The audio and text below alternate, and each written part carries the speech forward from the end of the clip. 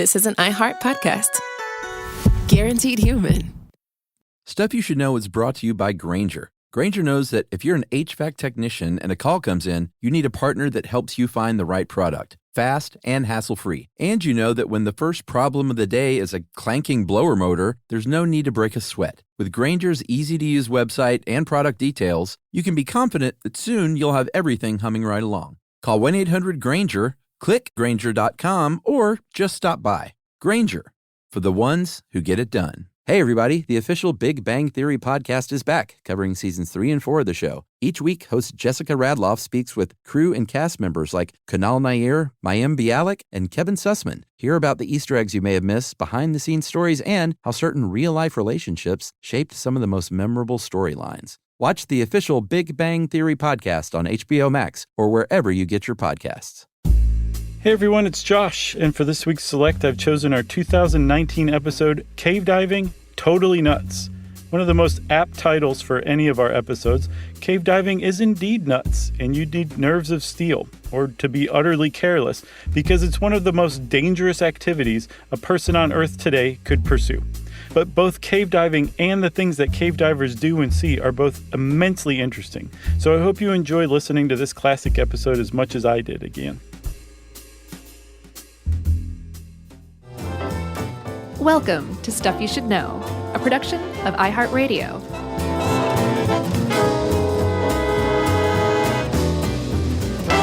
Hello and welcome to the podcast. I'm Josh Clark and there's Charles W. Danger is his middle name, even though it begins with W. Bryant. Wanger. And there's Jerome Rowland. We're going to stick with Jerome, okay? It's a good cave diver's name. Yeah? I have just my regular name because I would never in a million years cave dive. Same. But I've never even scuba dived. I have. Yeah, I believe that. Open water stuff. Yeah, sure. Once. That was it. Yeah. I got really, I guess seasick right afterward, too. And I was convinced that it had to do with the air I was breathing. I was like, I'm done. Yeah. Which stinks because it was really cool. Uh-huh. Breathing underwater is one of the neatest experiences you will ever have. Yeah. It's really cool. I bet. And not snorkel, like you're underwater and you're breathing. Even if it's a pool, it doesn't matter. Mm-hmm. Just take like a scuba lesson once and you'll there you go, you're done. I have dreams where I can breathe underwater a lot. Really? But it's not like, hey, I'm Aquaman and I'm just breathing like a fish or something. Mm-hmm. It's that I figured out how to very slowly draw in air very carefully from the water around me. Mm. It's really a strange dream, but I have it a lot. It's pretty cool. Yeah, I'm not sure what it means. I don't either. I can't even begin to guess. No. But what's more boring than talking about someone's dreams? They say that nothing is more boring than that. Yeah. I thought that was a pretty interesting one, though. Thanks. If you're going to talk about your dream, that's a good one to go with. Yeah. We're not talking about your dreams today, though, Chuck. No. We're talking about cave diving. Right, which is not a dream. Again, I'm with you. I don't think it's not for me. Like I couldn't even go like regular caving, spelunking, which I did the one time. Right. I can't remember. Did you enjoy it? I did. It was a butt kicker physically. Mm-hmm. Very hard work. Right. But I remember describing the pancake thing that I went through. Right. Where I was laying on my back, squirming through, and the rock face was 3 inches above my body and face. Mm-hmm. And you're getting nervous now. Yeah, I don't even like hearing about it. Yeah, that was a little weird, and I'm not even a claustrophobic guy, but I was like, this is, you could die in here. I read about a poor guy, maybe the poorest of all time. Mm-hmm.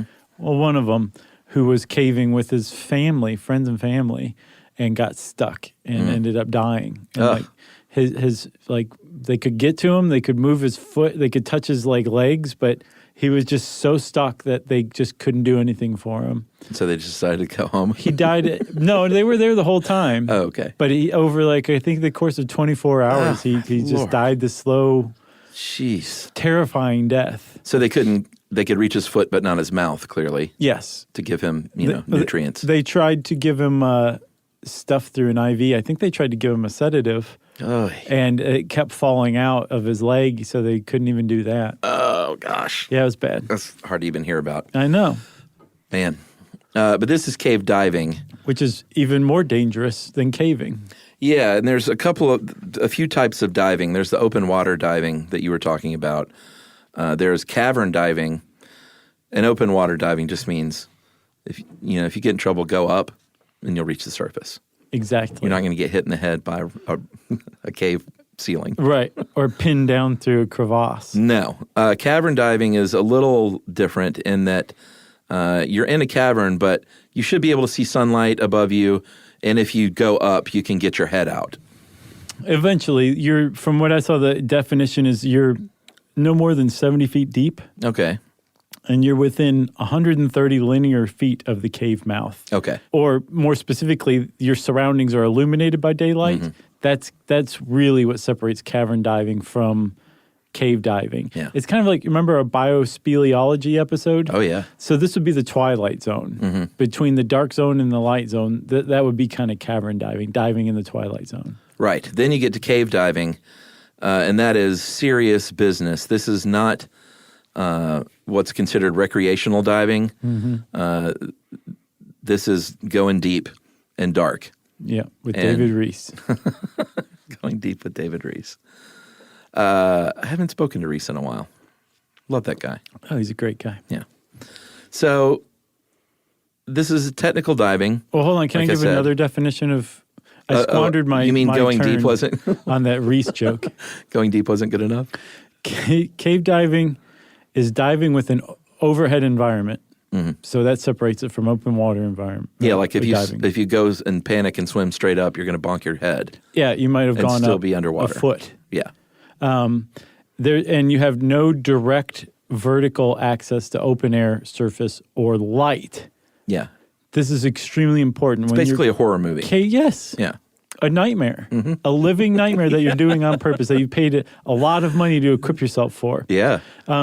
The light thing is a really big one too. Like, here's the thing. It's really easy because you're thinking that this is cave diving. And the word cave's in there and we're talking about caves. But it's scuba diving, really.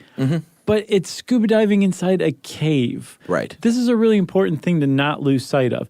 It's a cave. It's deep in the bowels of the earth. A cave filled with water. Yes, there's no light. The only light is the light that you have, and you're moving through it underwater. This is cave diving. Yep. I'm in awe of people who do this, and I could watch videos of it all day long. Yeah, it's very cool to see. It's like scuba plus as far as the creep factor goes. I read one article about a guy who is a cave diving researcher, and as we'll see, there's scientific discoveries that have been made in these caves. Right.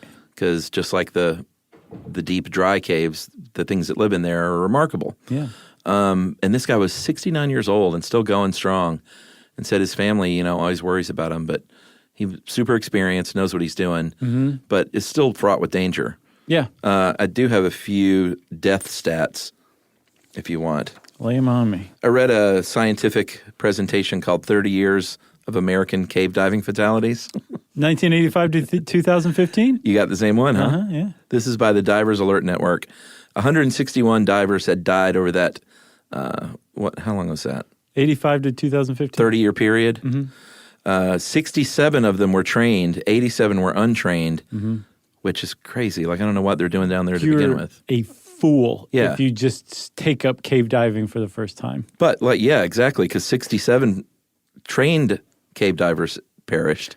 Yeah, and how, Chuck? How? What was the vast majority? Most common cause was asphyxia due to drowning, preceded by running out of breathing gas, usually after getting lost because of a loss of visibility caused by suspended silt.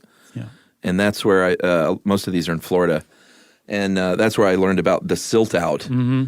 Also from the article you sent about the cave rescue In Thailand. in Thailand, which was apparently very silty. And a silt out is when so much silt gets kicked up that it just blacks out even with your light source. Yeah, the guy that was in that, I think it was an article in Atlantic, the guy, it was named Robert Laird, I think.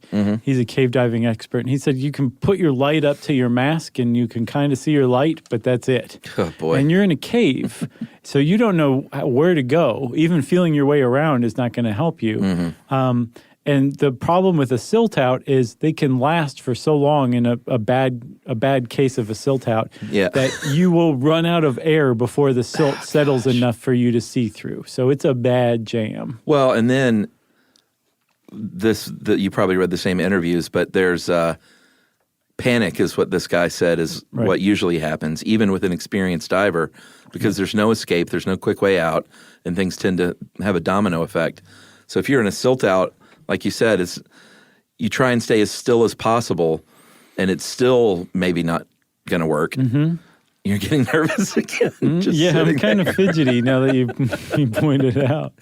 It's panic-inducing just to think about that. Yeah. Like you have to remain perfectly still in the total darkness, and that might not even be good enough to let that silt settle. I saw an even bigger estimate of the number of deaths from cave diving. Oh, yeah? From the National Speleological Society's cave diving section. They estimated more than 400 deaths in the history of cave diving, but they said... In America? In the world. Okay, the other one's just America. Oh, was it just America? Yeah. Okay. They placed a lot of them toward the beginning of cave diving, which started in the 50s or 60s. I wonder what's in there stage? Yeah, which is crazy because scuba diving started in about the 50s. So within a little while of somebody inventing scuba diving, some people were like, oh, let's go into caves with this stuff. Yeah. And they started dying. And so they pointed out, like, these people didn't give their lives in vain. Each death was a lesson learned for everyone else who was yet to come. But a lot of people died early on, and it's gotten much. There are far fewer deaths from cave diving, but it's like you said, they're typically are cave diving experts who are dying, right? Because they're pushing themselves further and further. Yeah. If you have no one's cave dived before. Every cave you dive into is a new exploration. Yeah. And this is a huge driver for people who cave dive. This is why they do it. Yeah. They're seeing something that no other human on Earth, in most cases, has ever seen. Yeah. In the history of humanity. That's They're the draw. First human to be in this place. There's lots of stuff to discover for when humans were there, but now it's flooded. There's just a lot of discovery. But as it's been going on for decades now, every time somebody discovers a new thing, that's one thing that is not left to be discovered by everybody else. So they're pushing themselves further and further. Yeah. When you cave dive, you might be 100 feet under sea level, but you might be scuba diving for miles down through a cave system. Not downward necessarily, like but horizontally. horizontal miles, round trip for this cave dive. Yeah. Which is nuts, but that's what they do. Yeah. I can't remember where I was going with that. I started to get panicked again. Have you seen Once Upon a Time in Hollywood? Yeah. You know the scene with Brad Pitt on the boat in in that 60s scuba gear? Yeah. It's just so cool looking. Yeah. Before we say this, I come from the future to warn us in the past that we should add spoiler alert here. It's like when they used to call them skin divers. Yes. Do you think he killed his wife? I think that's what you were led to believe. Whether or not I felt like it was up in the air. Well, a little bit. Also could have been an accident because he was clearly had that spear gun resting on his knee pointing at her. Right. Yeah. The question is, did his neurons fire and make his finger move? Right. Okay, so we took care of the spoiler. That was like 5 minutes ago. I know. And now we're back to cave diving, and we should talk a little bit about equipment. A lot of this came from one of our old How Stuff Works colleagues from the website, our old buddy John Fuller. Who looks like MC Escher. Looks like he's been mentioned twice today. He's the tie that binds the Escher episode and the cave diving episode. Yeah, and some of this equipment thing isn't the most exciting stuff in the world, but we should talk about it anyway. I found it, frankly, arousing. You got your mask, and this is something I didn't know. They use sort of simple black masks because it absorbs light. Yeah. Which makes sense. Yeah, because you're using your own light source, so it can get pretty bright. I saw a flashlight from Underwater Kinetics, maybe. That's like 15,000 lumens. Some ridiculous amount of lumens. Just lots of lumens. A lot of lumens. And yeah, if you have that stuff bouncing all over the place, you don't want your light, your gold glitter, diamond dusted mask, like reflecting it in your eyes. That makes sense. Cuts down on visibility. But I take issue with Fuller saying that they favor simple masks because these guys do like the full face, like BA mask. Yeah, not the Brad Pitt Skin Diver 60s mask. Right. Which I loved. Yeah. Great design. I think some of them might, but I also saw plenty of them have like, I'm trying to think of what to call it, but just a really cool full face mask. Yeah, it looks like something that you could dive in a cave in or go to outer space in. Basically, yeah. Yeah. So then you've got your fins. Again, black rubber fins. But the difference here that I gather from this in open water is you don't want those super long, super bendy fins because you're trying to not kick up silt. Right. So you want those shorter, stiffer fins. And when you're down there swimming around, you're using little short controlled kicks. Yeah. No big sweeping leg movements. No, it's a huge, huge difference between cave diving and open water diving. Yeah. Open water diving, your legs are extended out behind you and you're fluttering those fins up and down and you're propelling yourself forward. In cave diving, your legs are bent at the knees, so your feet are up slightly above you. And mostly you're making frog kicks, which are all in the ankle. Yeah. And you're just kind of waddling yourself along with these little kicks. You see what I'm saying? I love, for 12 years, you've been doing little physical gestures at me like anyone else in the world could see them. Well, who am I talking to but you? Oh, I know. That's the whole point. So the frog kick, look, Chuck, like this. I know. I see. Here, this is what they do. Little frog kicks. But in doing that, you cut down on the potential of coming in contact with the rest of the cave. There's a couple of reasons why you want to do that. One, you want to preserve the cave. If you break off a stalactite coming from the ceiling, that's nature's work that you just messed with. You don't want to do that, bro. And then secondly, a lot of caves, pretty much all of them, have that silt sediment on the bottom. That's your enemy. If you kick it up, you've got a silt out. So you want to really be careful what kind of movement you're making with your fins, and then just how big your fins are and how flexible they are. And then one other thing about that too, you also want to maintain basically perfect buoyancy, where you're completely neutrally buoyant relative to the top and the bottom of the cave. Yeah, what do they call the movement? Dragon float? Pull and glide. Pull and glide? Dragon float. Yeah, sort of the same thing. That's what you do when you recover a body. Well, a lot of this is body recovery, very sadly. Well, not a lot of it, but part of search and rescue can very much involve going deep and getting very swollen, waterlogged bodies. Right. But yeah, you pull yourself along with your hand like in a little groove by the rock and then just let yourself glide. It seems very relaxing considering you're doing the most horrifying thing on the planet. Yeah, so you might do that even instead of kicking, depending on where the space is, how tight it is, that kind of thing. Also, it depends on how solid the surroundings are. Like you wouldn't do that on coral or anything like that.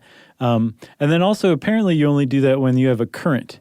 There's one thing we should say. There's two kinds of cave diving, spring diving and sump diving. Yeah.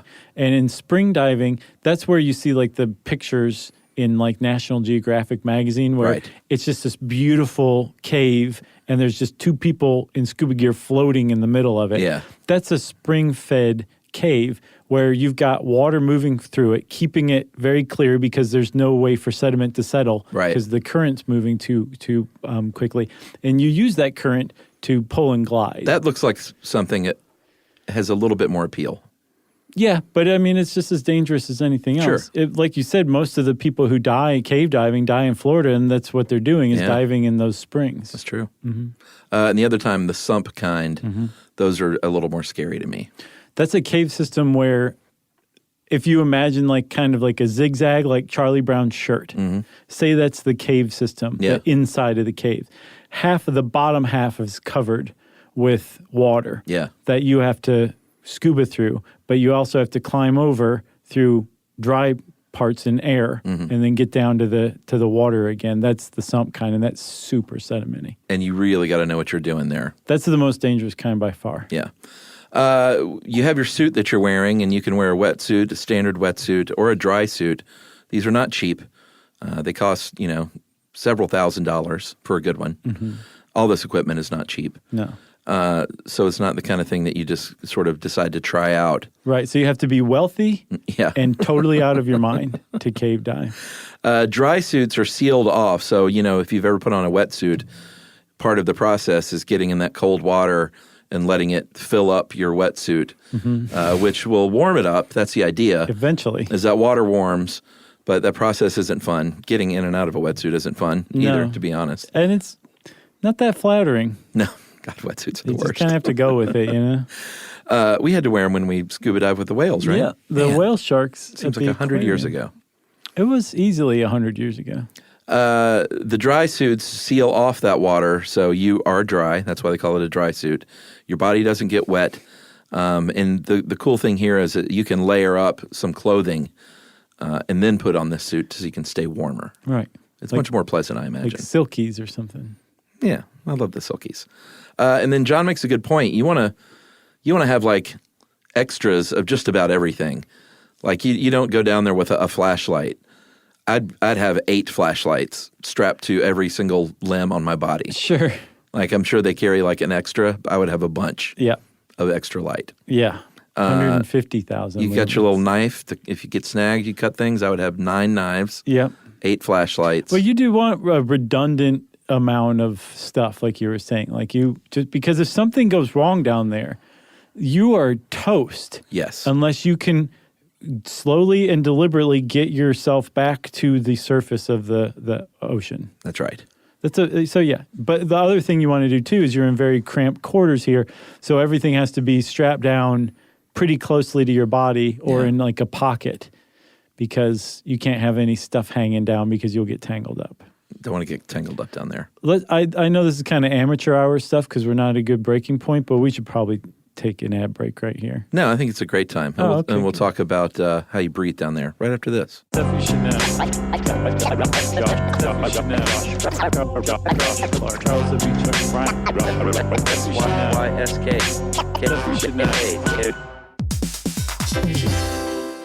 Hey, everybody. I want to talk to you a little bit about Tide Evo because it represents over 10 years of innovation and product development. Tide Evo is a first-of-its-kind technology where tens of thousands of minuscule fibers are spun together to form a 6 times powerful layer packed with scrubbers, brighteners, pre-treaters, and fresheners. And that's going to deliver a breakthrough clean that's so powerful, it feels like magic. Yeah, it is kind of like magic. Tide Evo is revolutionary. A 100% concentrated, waterless laundry tile that's made of compressed microfiber soap layers rather than liquid or powder. And it's not like pods or sheets because it uses 6 layers of detergent fibers to deliver superior cold water cleaning without plastic packaging of any kind. And it provides a mess-free, lightweight solution that dissolves lickety-split. So whenever you run into a laundry challenge, turn to Tide Evo. It's revolutionary. It's magic. Try new Tide Evo. Real laundry magic. Spectrum Business keeps businesses of all sizes connected seamlessly with fast, reliable internet, advanced Wi-Fi, phone, TV, and mobile services. That's right. And Spectrum Business offers 100% U.S.-based customer support 24/7 to help you stay up and running. And they offer tailored connectivity solutions with packages built for your business budget. Yeah, so it's no wonder millions of business owners rely on Spectrum Business to keep them connected. Visit spectrum.com/business to learn more. Restrictions apply. Services not available in all areas. On eBay, every find has a story. Like if you're looking for a vintage band tee, not just a tee, the band tee from the last show your favorite band ever played. You wore it everywhere. Then your girlfriend started wearing it, which was cute until she dumped you and took it with her, which was not so cute. Yeah, well, anyway, now you're on eBay. And there it is. Same tee from the same tour. Still living in your memory, rent-free forever. See, the things you love have a way of finding their way back to you. But eBay isn't just for getting whatever your ex-boyfriend or girlfriend stole back, right? No, it's also for that rare championship foul ball you caught, then heroically gave to the kid next to you. And where else are you going to find your first car? The one you wish you'd never sold. But now, finally get the chance to take it back home. For good this time. So shop eBay for millions of finds, each with a story. eBay. Things people love. Stuff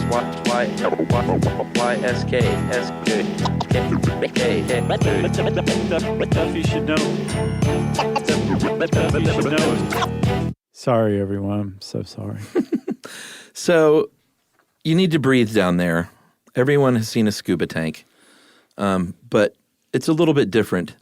It's quite a bit different, in fact, than open water diving. You're going to need different things to go that deep, different kinds of air mixtures. Right. And there are a few different kinds that you can use, but we should probably talk a little bit about the bends and what happens to your body. I know we covered the bends in which one was it? What was the old-time diving suit called? Diving bell? Was it Diving Bell? I think we covered the bends. We must have. Probably so. Yeah, because we've never done a scuba episode. So John, from his original How Stuff Works article, makes a very great point about pressure and talks about soda bottles. And obviously, if you shake up a soda bottle and then open it really quick, it's going to go everywhere. Right. Or if you're Josh and you've never in your life apparently opened a tonic bottle. It's club soda. I thought it was tonic. Was it club It's soda? probably both, really. Yeah, you got to open those very, very slowly every time, no matter if it's shaken or not. Yes. I don't think any of those were my fault. But like every backstage we've ever been to has tonic and soda on the floor. I'm cursed with that. But if you do shake up a soda bottle, the difference between opening it quickly and very, very slowly can be related to how the human body reacts under the pressure of that water. Yeah, so in this case, when you're scuba diving, opening the cap is analogous to slowly making your way back up to the surface. That's right. At a graduated set of time. They're both decompression, basically, is what it is. Right. And so you could have rapid decompression where your soda goes everywhere or your blood vessels burst. Yeah. Or you can follow these timetables to get the nitrogen bubbles out of your blood. And like you're saying, that's a big problem with scuba diving, especially if you're down below 100 feet for an extended period of time. The nitrogen can really build up in your blood, which can give you the bends. You can also suffer from nitrogen narcosis, which is bad news, where you apparently feel like you're drunk because you're intoxicated on nitrogen. Yeah, the same thing can happen with oxygen. Yeah. It's different, but you can have oxygen. What's it called? Oxygen toxicity? Yeah. Right. So there's like, if you're just doing like a dive or whatever, and it's like 30 feet of water and you're down for like a half an hour or something like that, you're just breathing compressed air. Like they just took air out of the air and put it into a tank, and that's what you're breathing, and you're fine. They took air out of the air. Exactly. So if you're down for a while and you have this problem with too much oxygen or too much nitrogen, they've started to get kind of crafty with the stuff that they put into the tanks. There's something called nitrox, which deals with the problem of nitrogen narcosis by removing a certain amount of the nitrogen and replacing it with oxygen. So with compressed air, with regular air that we breathe here at sea level, it's something like 78% nitrogen. Yes. And like, no. 21% oxygen. Is that right? I had them backwards. So 22% oxygen, 78% nitrogen. In nitrox, you have something like 36% oxygen and the rest nitrogen. So because you have far less nitrogen there, you are susceptible to the bends in nitrogen narcosis, less susceptible than you would be breathing compressed air. So you can go down further and you can stay down longer. But the problem is, like you were saying, that oxygen toxicity can be an issue too. So they've come up with even other stuff. Yeah, you can breathe helium. There's something called Heliox, 79% helium, 21% oxygen. The weakness here is, or I guess the downside, is that you lose body heat 6 times faster than with compressed air or nitrox. So then you got to think about hypothermia because it's cold down there. It is cold. And then there's one called Trimix, which is oxygen, nitrogen, and helium. And apparently this is what you use for the deepest dives. Yes. And it like all of these things have their pluses and their minuses. There is no perfect gas, but people have figured out things like if you want to use Heliox, you can stay down longer. You're not going to get nitrogen narcosis. And your case of the bends is probably, you're less susceptible to the bends because the nitrogen's not present. But you also can't breathe that up closer to the surface. There's not enough oxygen in it. So you have to carry an extra tank of oxygen or mixed air to switch to as you get closer to the surface. That's right. There's like a lot of different clever things you can do to make it safer for you to stay down longer and go further into a cave system when you're diving in it. Yeah, and the rule of thumb is they go by the rule of thirds, which I saw it described a little bit differently than the House of Works article describes it. The way I saw it is you want to make sure you always have 2/3 of your tank left when you're at your deepest part of the dive. Yeah, I think that's what Fuller said. Maybe he just said it in a way that sounded a little backwards. But yeah, that's the rule, though. Yeah. Is if you know you're going to go to the very deepest spot you're going to, you want to only use 1/3 of your oxygen or of your tank mixture to get that far. Right. Because sometimes it can take longer to get out than it did to get in. Yep. And you want to be back on the surface with 1/3 left in your tank, basically. Right. Plus, don't forget, you're also going to have to slowly unscrew the cap on the soda bottle. It takes time, and therefore it takes some of your air, your gas in your tank to do the decompression schedule and slowly work your way up to keep those nitrogen bubbles from explosively producing in your blood. Now, how do those tables work? I have no idea. Do you just learn this stuff? You have it like on your It's a piece of paper? wrist. Yeah. I mean, obviously not just regular paper. It's laminated. It's laminated. Basically, yeah. But you're looking and... Yeah, I'm sure if you're an experienced diver, you know those things back and forth. Right. But because there's such a thing as nitrogen narcosis or hydrogen, you can breathe hydrogen, but apparently it has a trippy effect on you too. You would want to be able to have something to look at so you're not just relying on your brain. But they have them printed out, yeah. So the idea is, like, how much leeway is it? Like, you can't go...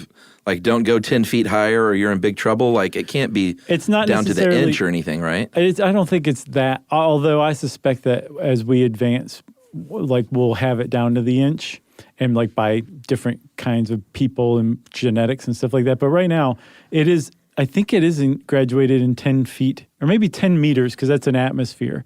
But it says stay at this depth for this amount of time before moving up 10 meters. So hang out for another minute? So I think it's longer than that. Oh, really? Yeah. And what you're doing is you're allowing the nitrogen that's dissolved in your blood to turn back into gas, go to your lungs, and then be expirated to be breathed out by you slowly. That's what you're doing. And so they've figured out that after, say, 10 minutes at 30 meters, you have removed enough of that blood or that nitrogen from your blood that you can safely move up to the next 10 meters above. And you're neutral at this point? You're just hanging out, Like, on you're a not line. sinking and you're not rising Right. unless you try to. No, you have a buoyancy vest. Okay. That is keeping you neutral. Gotcha. Yeah, you're just hanging out. All right. Yeah, you don't want to rise. Now, if you're in big trouble and like you're out of air, you want to make your way to the surface and just press your luck. Like, bends be darned. Right. Like, I'm either going to drown or have the bends, and maybe the bends won't kill me, but drowning will definitely kill me. Right. Even though we learned that drowning is not necessarily what you think it is. Well, that's true. But if you aren't in any trouble, you want to go through the decompression schedule. Okay. You got it? Yeah, I mean, I knew about this stuff, but I've never really kind of thought about exactly how that worked. I wonder if we do need to do a scuba episode now. Maybe. Maybe not. I mean, what are you doing while you're waiting around? You're just waiting around looking Really? at fish. Looking at fish. If you're with or a coelacanths. you or, should be with a buddy. It's tough to communicate unless you have radio. Right. And in which case, if you do have radio, you're probably listening to XM or something like that instead. But you can communicate with hand signals or us. Sure. Yeah, you could listen to stuff you should know. That'd be nice. It's a great idea. So let's go back to traveling. We talked about the grab and pull, the pull and glide, the grab and float.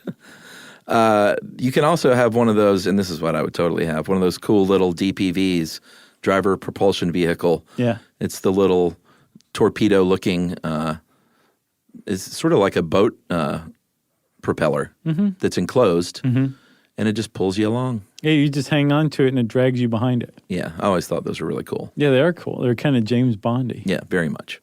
But that's going to save you from breathing more because you're exerting yourself. And it's going to save you from just exerting, you're not going to be as tired. I mean, think about it. Diving for miles under the Earth's surface, like for miles along. Even though you're floating, you're still working. Yeah. That little kick, your ankles are going to get tired after a while. Your little ankles? Yeah, and that would help a lot. But I would imagine you really want to practice on that thing because if it got away from you, it's going to pull you into like a cave wall or something like that. You're in trouble. Kick up that silt. Yep. I would think that little propeller will kick up silt. I guess if you're not on the bottom, yeah, though. I think you keep it away from the bottom. All right. Man. I think we should take another break. And we'll talk about what I think is one of the cooler parts about this whole thing are these guidelines right after this. Spoiler alert. Stuff you should know.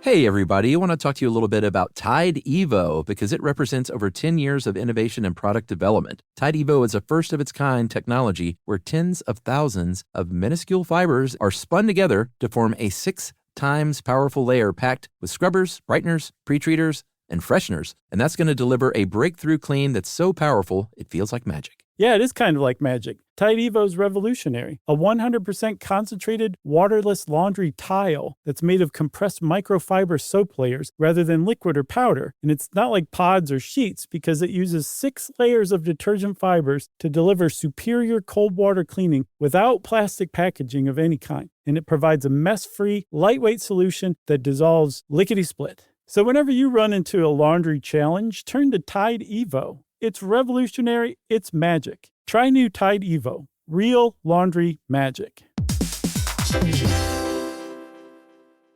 Spectrum Business keeps businesses of all sizes connected seamlessly with fast, reliable internet, advanced Wi-Fi, phone, TV, and mobile services. That's right. And Spectrum Business offers 100% U.S.-based customer support 24/7 to help you stay up and running. And they offer tailored connectivity solutions with packages built for your business budget. Yeah, so it's no wonder millions of business owners rely on Spectrum Business to keep them connected. Visit spectrum.com/business to learn more. Restrictions apply. Services not available in all areas.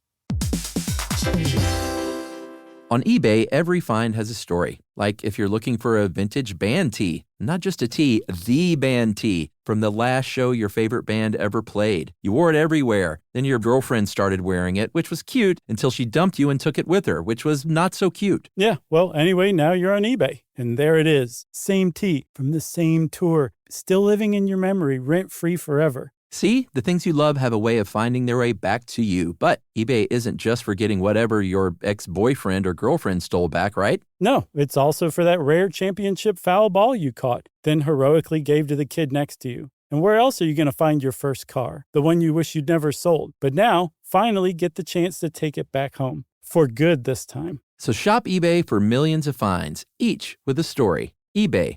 Things people love. Stuff you should know.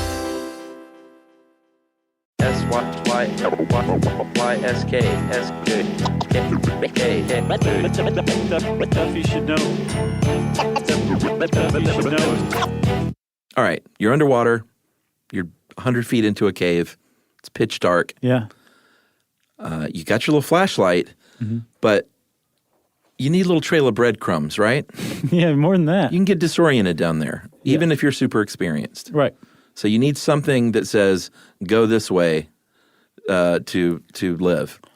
Right, so you have guidelines. Like not written guidelines. No, an actual literal guideline. Right. And they were laid however many years before by people who originally explored the cave. And the yellow lines, or gold lines, are yellowish in color. And they use those as like the main line through the main parts of the cave. Yeah, and it's like a little thinner than a rope, but it's basically a nylon string that is throughout the main tunnels, like you said. These little side tunnels are going to have white lines if you branch off. Right. And you look at the color and you know where you are basically in a side tunnel or the main channel. And they end within about 5 to 10 feet of the main line.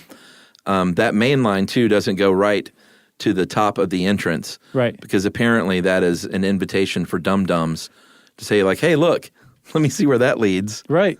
So they don't even put them on the surface. No, 50 to 100 feet from the entrance, like you said. Yeah. I saw a really interesting video from the 90s called A Deceptively Easy Way to Die. Ugh.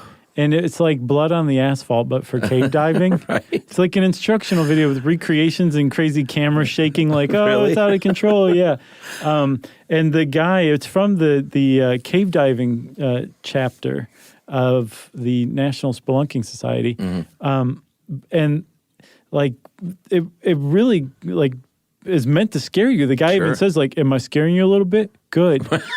It's just like a car safety video, but And it ended with the song "Cave Diving, Don't Do It." right. He is that a Heathers reference? I think so. Okay, nice. Yeah.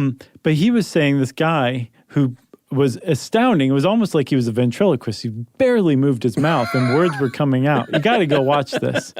But he was saying, not only do they not put like the lines near the mouths of caves to tempt people, they say if you're not an experienced cave diver going on a cave dive, but you're going to be diving somewhere in the area of a cave, don't even take a light with you, just to keep yourself from being tempted, from being like, oh, I got a light, let me go down in this Wow. cave. If you don't have a light, even the most foolish among us probably would not go into a cave. Right. But if you do have a light, you might try it even if you're not Interesting. experienced. For sure. Yeah. That makes sense. Yep.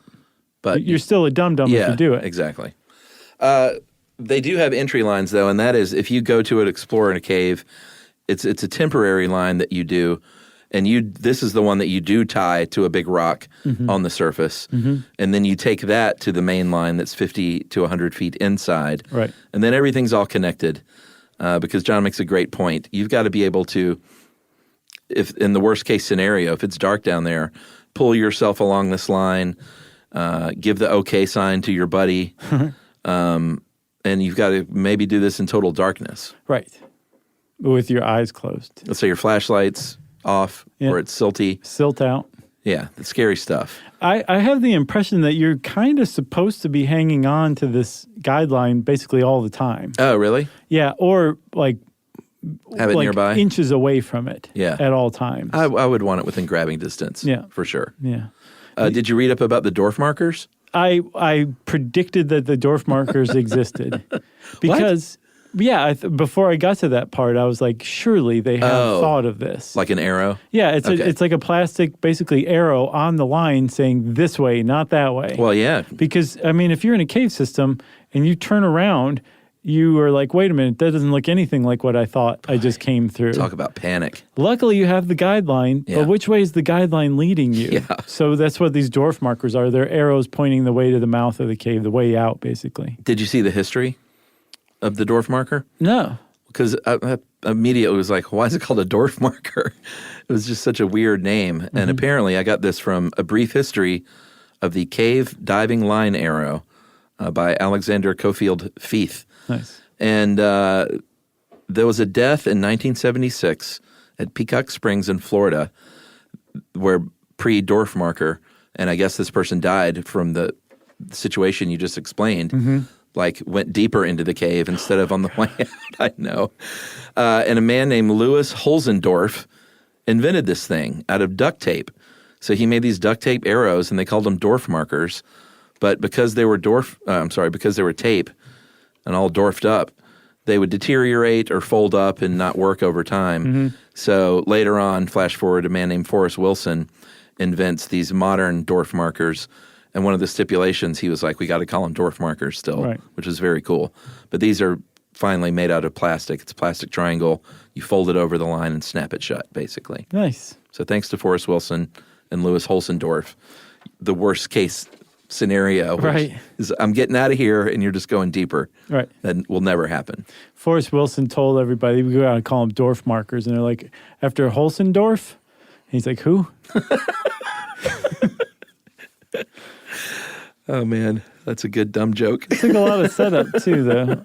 I just used up a lot of our air. All right, so you've got these dwarf markers. They're telling you where to go. You're diving. If it's just a regular sort of, and I was about to call it a recreational dive, but technically it's a technical dive. But if you're just out there having a good time, you're probably down there for about an hour or so. At least. But if you're really like doing scientific investigation or inquiry, or if you're after a body, then you can be down there for hours and hours doing your thing. Right. So some of these extraordinarily long cave dives can last into the double digits of hours. And they'll have tanks placed along the path basically, where Dorf tanks? maybe All right. the ghost of Dorf himself is handing these out. I don't know if he's dead or not yet. Tim Conway? No. Holzendorf? Yeah. I don't think he's with us. Oh, okay. Yeah. So he's this friendly patron spirit who hands out tanks. I think, although who knows, he may still be around. Well, why did you say that you didn't think he was? I got the idea because someone else developed it and named it after him, that it was in memoriam. But Oh, gotcha. I might have been wrong. No, about that. that's a good point. Yeah. At any rate, they'll leave tanks along the way so you can be like, well, here's my new fresh tank. It's pretty amazing. But yeah, the cave dives can last a very, very long time. And like you were saying, when they're doing this stuff, they probably are being employed by maybe the National Geographic Society, a museum, some university, and they're exploring the geology of these caves that no one has ever seen before. Yeah. They're also conducting underwater archaeology, which Yeah. is a huge new aspect for cave diving, because what they figured out is we've lost a lot of human settlement archaeology Yeah. when the sea levels rose Yeah. after 11,000 years ago, and people were running around in America on the coasts more than we realize, and we're starting to figure that out because of this cave diving archaeology that's become a thing. Yeah, the largest, as in longest, not deepest, underwater cave is in Tulum on the Yucatan Peninsula in Mexico. And they, I think it was a few years ago, discovered that two flooded caves actually connected, making it the longest. Wow. It's 215 miles. Wow. If these things, if you go from end to end. Right. And in there are tons and tons of Mayan, like extinct animal stuff and Mayan artifacts. Like you were talking about, it just, the waters rose and that stuff just got sucked in. Yeah, they found the oldest, mostly intact skeleton in North America in one of those caves, the Hoyo Negro. Oh, really? It was a woman named Naya, Naia, I believe. Well, that's what they named her. And she was from something like 14,500 years ago. Wow. Which is way older than the Clovis people. Can you imagine coming upon that? It'd be pretty neat. Yeah. Yeah, but this is what cave divers do. Yeah. Yeah, it's one of the things. The deepest is pretty new as far as findings go. Well, the deepest in America is Phantom Springs Cave in Texas, which is chump change at 462 feet. The deepest now, it passed Italy's Pozzo del Mero. It is in the Czech Republic, and Pozzo del Mero is now number 2. Yeah. This one, the Ranica Propast, is 1,325 feet deep. That's amazing. And I don't think they've gone to the bottom. I think they go as far as they can go, and then I think they drop a line and measure from there, right? Yeah, exactly. Yeah, that's And apparently intimidating. GPS doesn't work at all in these cave systems. It's just impenetrable. You're on your own. So they have to tie off 10-foot increments on rope and just lower it down. That's how they figured out the one in the Czech Republic. And this is a big team. This isn't just like, all right, we got our buddy system. Right. It's like you've got a lot of people involved in something like this. Right. For safety, obviously. Yeah. And for fellowship. And for fun. Yeah, the reception afterward is quite nice. Right. So how do you do this? How do you get certified? Oh, well, there's a lot of steps you want to take. You want to become basically a professional open water diver first with years and years of experience. Yeah, this one guy said at least 50 dives. Yeah. Before you even think about a cave. Right. And then after that, you want to start training for cavern diving. Yeah. You want to do that for a couple of years. Get your toes wet. And then, and then you start doing cave diving. And one of the ways, I didn't think about this, but it makes sense. One of the ways you train for cave diving is doing night diving, taking a night diving course. Oh, yeah. Because there's no Just sunlight. in open water? Yeah. There's no sunlight there That makes for sense. you. Or probably night diving in caverns or something like that. That's probably kind of creepy, too. Yeah. But once you are a certified cave diver, you are part of basically the top 1% of divers in the world. Yeah. I saw an estimate of 75 professional cave divers really? in the world right now. Holy cow. Yeah. So you're part of a very elite group who are actually exploring, like pushing the limits of human exploration on Earth right now. Yeah, and I saw the one guy who had I think it was the guy who helped out with the rescue in Thailand. Which we got to talk about. Yeah, I mean, he was saying, this stuff is tough to do because you think you just go in and retrieve a body, but it's a crime scene, first of all. Right. So you can't photograph it. So you have to go down there and first look around and make as many mental notes as you can to recreate this for an artist, perhaps, or for at least note-taking. Right. And he said it's really tough emotionally and physically to get the body out. It's not – you got to be made of tough stuff. Exactly. That's it? You didn't have anything else on it? Well, I wanted to talk about the Thai cave rescue. Yeah, that's what we were going on. But the thing is, there weren't any bodies. There was one former Thai SEAL, Navy SEAL, who died. And because he died, the Thai Navy realized we don't have any professional cave divers on staff. We need to make this part of our formal training. So now they do have that. Oh, really? Yeah. But in 2018, in the summer, the whole world was watching because these 12 soccer players and their coach were hiking along in a cave system that got flooded from a monsoon, and they were trapped in what became a sump cave. Yeah. And just from everything we learned about cave diving, the idea that they managed to get all 12 of those soccer players and their coach out to safety. Amazing. In one of the most treacherous types of caves you can dive, and no one died except for this one diver, is astounding, man. Yeah, and the one guy was talking about just how silty it was down there. And so you're trying to rescue these people with as minimal movement as possible so you're not getting a silt-out conditions. Right. I just, where's that movie? It's got to be coming. Sure. Yeah. Yeah. You got anything else? Hugh Jackman, lead diver? Sure. Why not? I got nothing else. I mean, I guess this last part about regulations is it's not super highly regulated. You're sort of dealing with the local authorities, and it sounds like hazardous or treacherous hiking. You gotta check in with an office and usually say, "This is what I'm doing. This is when I'm going in and when I'm coming out." Right. And you got to sign that little piece of paper when you return. Otherwise, they're going to come looking for you. Yeah, but there's also places where you can cave dive all you want, where you just pay a fee. They just are like, go with God. Do your thing. There's this flooded mine I've talked about before. I don't remember. It must have been the Abandoned Mines episode in Bonne Terre, Missouri. It's just a flooded 19th century mine. That'd be pretty with cool. With vodka clear water, 100-foot visibility, and That's you just swim really around cool. the mine. Hey, there's Rambo. But was he in a mine? Yeah, he hit out in a mine in First Blood. I'll bet we had the same conversation in the Abandoned Mines episode. Probably. Because I don't recall it. Oh, you got anything else? Nope. Well, if you want to know more about Abandoned Mines, I almost said, if you want to know more about cave diving, read about it. Probably don't do it. And since I said that, it's time for listener mail. Oh, you can read about it on How Stuff Works even. That's right. And since I said that, it's time for listener mail. I'm going to call this one of the follow-ups from our conversion therapy podcast. We got a lot of really good responses on that, and one bad one. Did you see that guy? I didn't see that one, no. Yeah, we had a guy who said he was quitting us because of our liberal bias. But it was interesting because he says, while I don't think conversion therapy is something that works, I do think that homosexuality is a disease.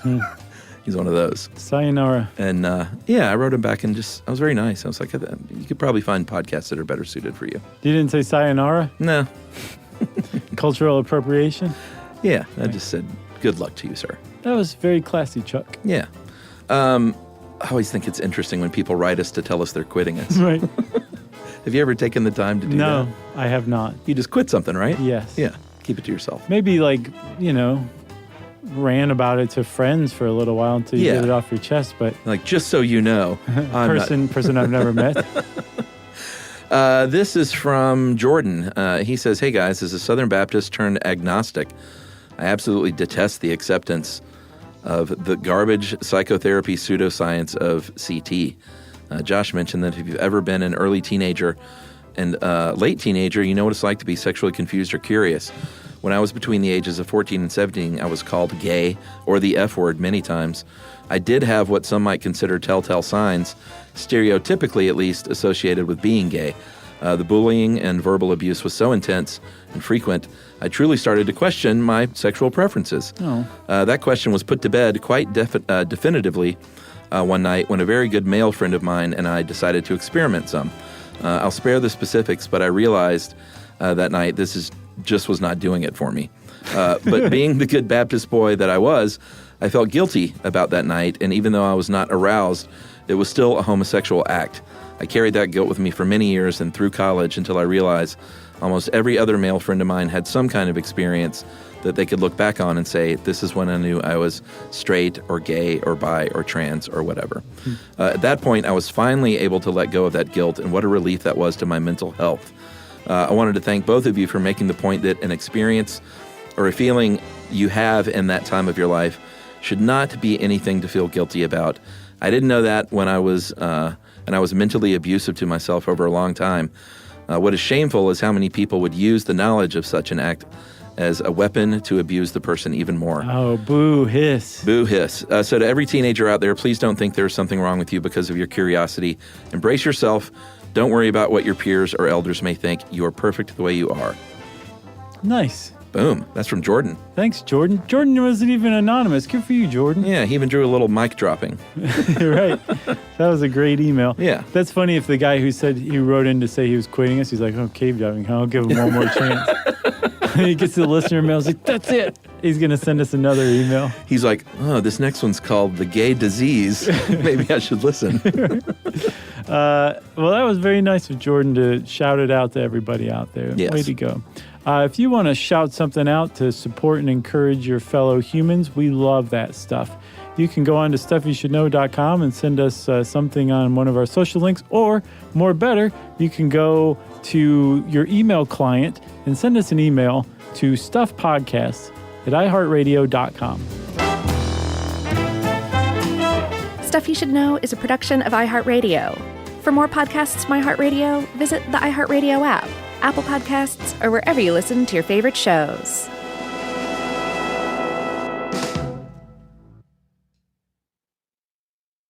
Everyone knows winter is the real mess maker. You don't need WeatherTech floor liners for summer unless you hit the beach and half the beach ends up back in your car, or the campsite dirt ends up in your trunk. Then you'd want a cargo liner, or a road trip goes sideways, lemonade spills, ketchup goes rogue, ice cream drips. Yeah, you'd be pretty happy about those WeatherTech seat protectors. So just to be clear, as the mud you're inevitably going to step in this summer, you don't need WeatherTech unless you plan on doing summer. Visit WeatherTech.com today. Running a business is hard enough. Don't make it harder with a dozen apps that don't talk to each other. One for sales, another for inventory, a separate one for accounting. That's software overload. Odoo is the all-in-one platform that replaces them all. CRM, accounting, inventory, e-commerce, HR, fully integrated, easy to use, and built to grow with your business. Thousands have already made the switch. Why not you? Try Odoo for free at odoo.com. That's odoo.com. When it comes to small business, people want to talk to people, not bots, not voicemail. Your customers or clients want a real human connection, and that's exactly what they get with Ruby. Ruby is the virtual receptionist company that takes care of your callers when you're unavailable, in the middle of something, or just don't want to pick up. They can answer, screen, and transfer calls, as well as take messages, collect payments, book appointments, and more. All while saving you time and making the people you serve feel special. It's available 24/7, 365 days a year, and is 100% based in the U.S. See how it works at ruby.com, or better yet, give them a call at 844-900-RUBY. This is an iHeart podcast.